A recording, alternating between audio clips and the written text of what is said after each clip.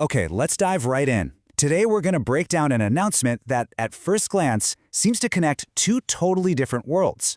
We're talking traditional, small business accounting and the wild, digital frontier of Web3. It's a really cool example of how real-world businesses are starting to find their place in this new digital landscape.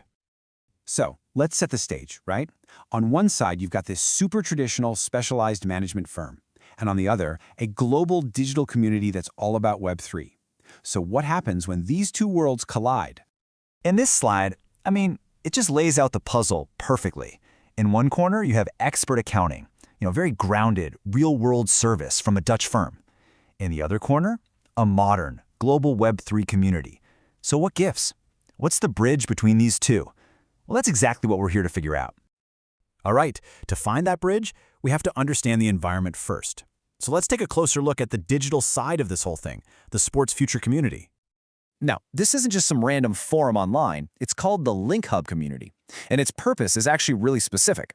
It's all about bringing real-world assets, and by that, we mean actual physical businesses and brands into the digital world.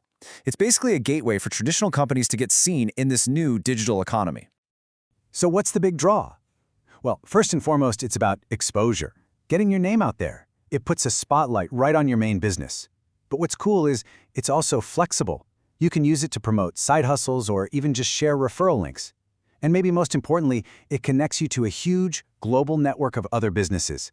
It's not just about being seen, it's about making real connections. Okay, so now that we get the community, let's meet its newest member. This is the real-world asset at the very heart of our story, RETEP Management. So who is RETEP? Well, they're a Dutch firm that specializes in accounting, admin, and management. Think balance sheets, compliance, all that essential stuff that keeps a company running smoothly. It's the traditional backbone of any successful business. In this quote, it really tells you everything you need to know about their vibe. They're proud of being small-scale and independent. For them, it's all about trust and customer service. And honestly, that's what makes their jump into this huge, global, digital community so fascinating.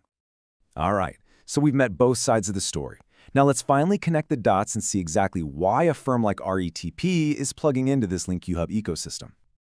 So, how does it all work?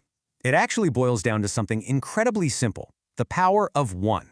One single link. That's it. Let's see how that plays out.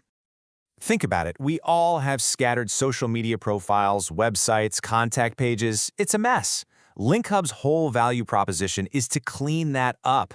The process is so straightforward. Step 1, you join the community. Step 2, you get your one single consolidated link. And step 3, that one link becomes your passport to global exposure inside this network.